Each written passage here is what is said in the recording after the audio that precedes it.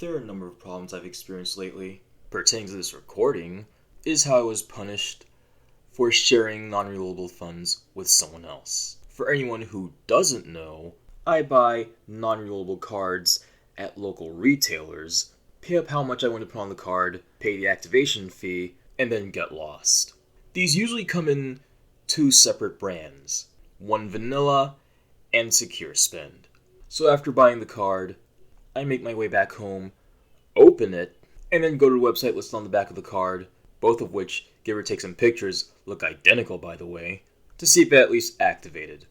So then, I would buy whatever the hell I wanted with it, and then have a little left, enough that I didn't have a real use for. Now, occasionally, someone in specific would ask for those cards, because why throw away good money you can use, right?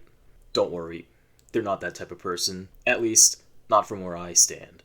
I give them the details, they confirm they used it, and then I shred the card and move on with my life. Or, well, has been the case until recently.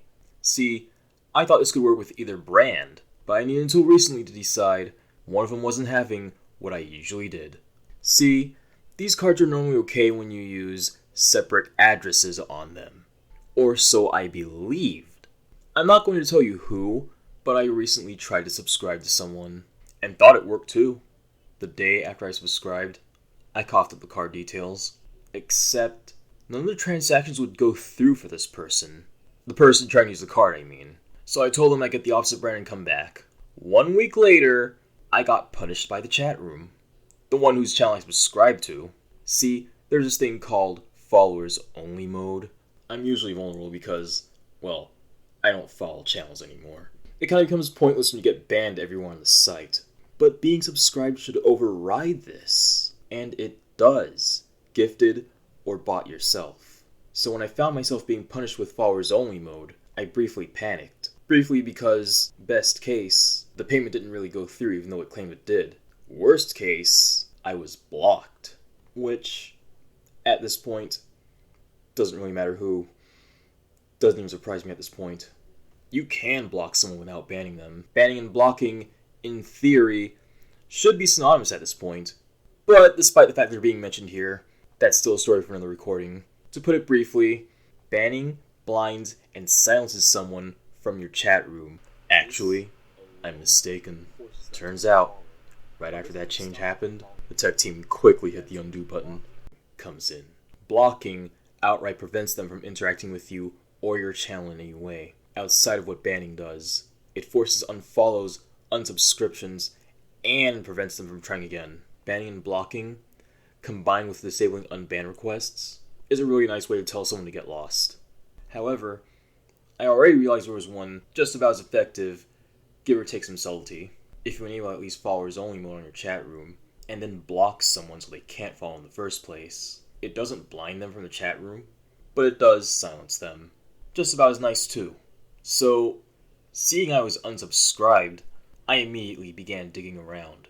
The main thing I was looking for was if there was any way to strip someone's subscription without banning or blocking them. I found nothing. I mean, I found a lot, but I still didn't find the answer I was looking for. Least of all on Twitch's help page. So if Reddit didn't have any answers pertaining to this, and if Twitch didn't have any either, then what the heck was the problem? It was then that I checked my email and found out. Almost a week after I had subscribed, it had cancelled. And so the culprit wasn't the channel owner, let alone any of its moderators. Though, hear me all the way when I say this, I wouldn't be surprised if channel owners or moderators got the ability to strip people's subscriptions. It would be yet another nice way to tell people to get the hell out. So I ran over to the site where the card belonged and tried to check in on the details. I had repeatedly gotten a specific error that no matter how many times I tried to log in, or even refresh the page, I couldn't get at the card's details. And so it occurred to me that the card had nuked itself. Apparently, trying to buy different things with different addresses counts as a form of fraud. I needed a few minutes of looking away from the monitor to decide that this happening specifically with secure spend, and not with one vanilla up to date, meant that the card nuked itself because the brand secure spend just didn't tolerate the use of multiple addresses with the same card. And so as I concluded with this person I was trying to share the card's funds with, one of two things held true. Either this was just a secure spend thing, or all of a sudden, non-reloadable cards have suddenly stopped tolerating the use of multiple addresses on the same card. That we can no longer purchase things using different addresses with non-reloadable cards. As I continued to conclude with them, I would get a 1 vanilla card next time, and then try the same thing, hoping to hell the site doesn't ban me in the process, by the way, to see if 1 vanilla counts the use of multiple addresses as fraud. And that if it does, I would have to find out another way to ring out the card's funds onto them. To which, to my partial frustration, they mentioned Cash App and PayPal.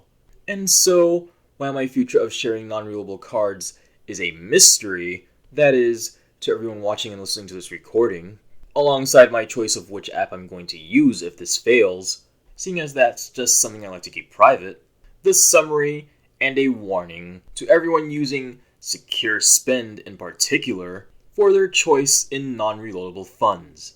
If anyone asks you, find another way to share the remaining funds. Funds you might not want. Funds for whatever reason you just want to get off your hands so you can move on with your life. Do not purchase with multiple addresses through a Secure Spend brand non-reloadable funds card. That is, not unless you like the idea of being punished the same way I was. And expect this recording to have an update. Why? Because, as I had mentioned and suggested before, I am going to get a 1 vanilla brand non-reloadable funds card next time. And I'm going to try the same thing I just tried with the Secure Spend brand. If it works, then we definitely know it's just Secure Spend. If it punishes me, however, it's safe to say it's not only those two brands, but all other brands of this exact same type of card. And so, as a result, I would have to forfeit the funds some other way.